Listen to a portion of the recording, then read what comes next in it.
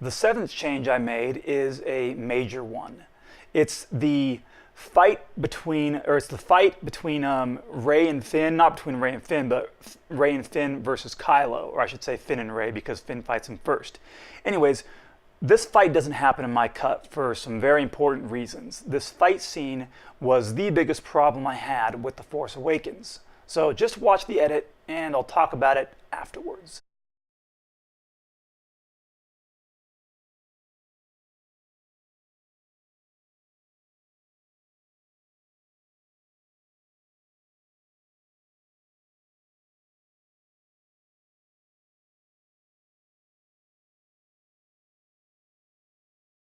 Their weapon will fire in 2 minutes. The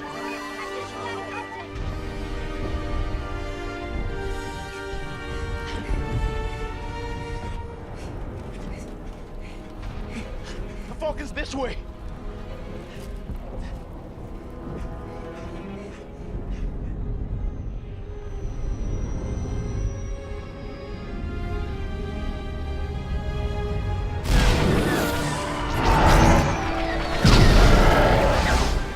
We just lost R1.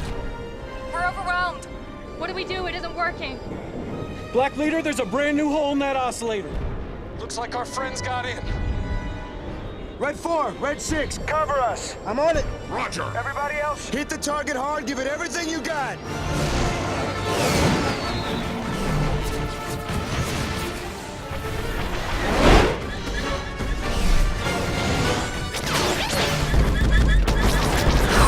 I need some help here, I need some help. Coming in. Watch out!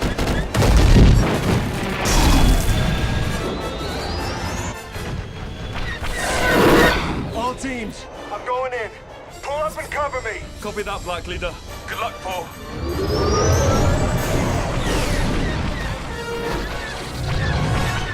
Weapon fully charged in 30 seconds. Prepare to fire.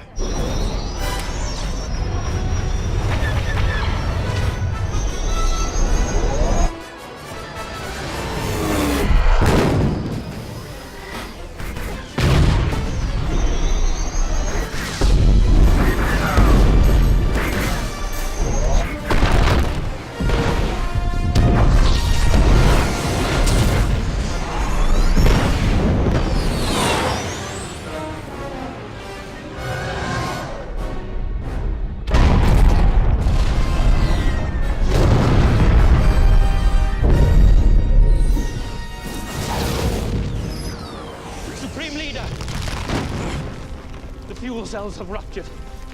The collapse of the planet has begun. Leave the base at once and come to me with Kylo Ren. It is time to complete his training.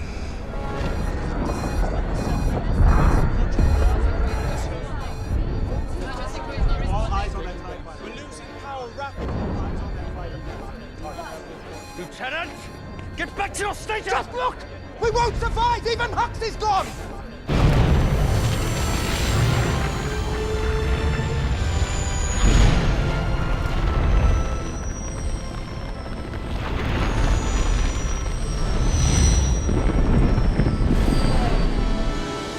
All teams, I got eyes on him. Yes!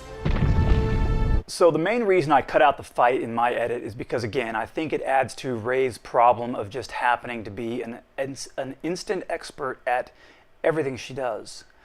Through the short time of the movie, she becomes an instant expert at using the Force like some sort of superhero.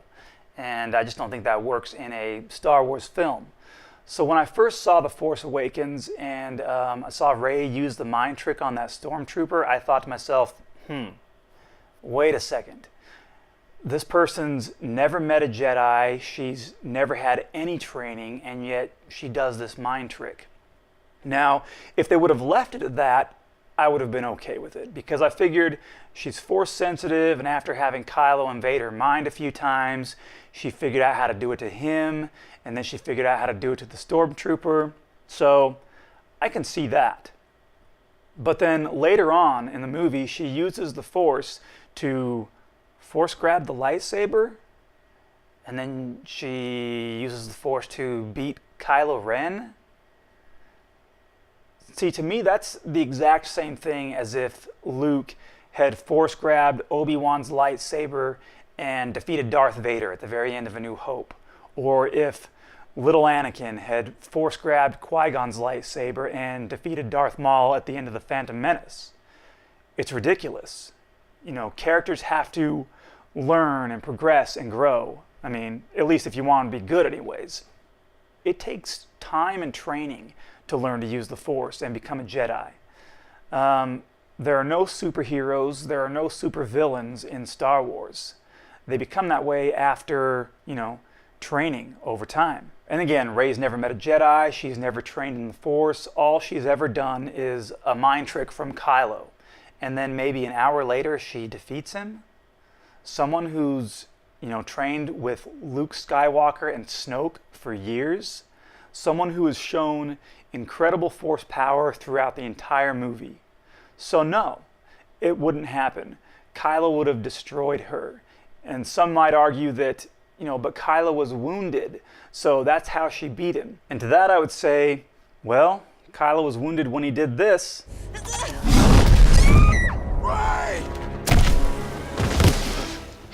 So why didn't he just keep doing that to them during the whole fight so they could easily beat them? That's another thing that I have a problem with. Kylo, he showed these awesome Force powers throughout the movie. He even used it at the beginning of the fight, but he doesn't use it during the rest of the fight. Why not? Anyway, Rey and Finn didn't stand a chance against Kylo, so that whole scene just had to be cut.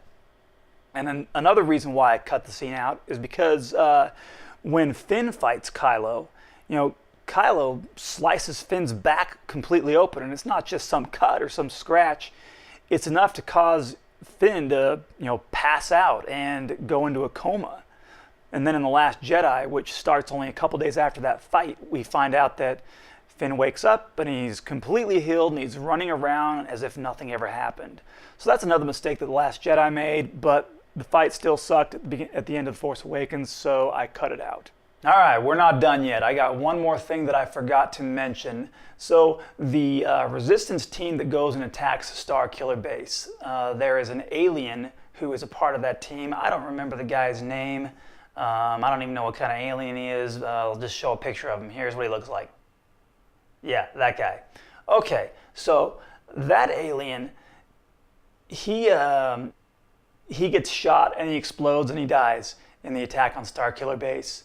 Yet in The Last Jedi, he's back, as if he never died. Now maybe it's a new alien, maybe it's just the same kind of alien, but he looks the same, he sounds the same, so I'm going to assume that he is the same, because they don't tell us that he's a new guy, and so we're like, wait a second, this guy got blown up in Force Awakens, but now he's back in The Last Jedi. I guess it's a new alien, and they all just look and sound the same?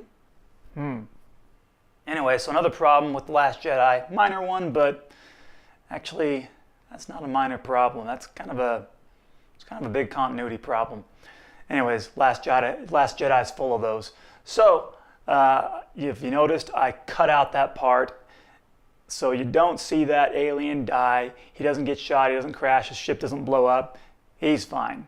And the reason why I cut that out is because there are some scenes in The Last Jedi with that alien that I needed to use in my edit of The Last Jedi, or at least the 45 minutes of The Last Jedi that I add to the end of The Force Awakens.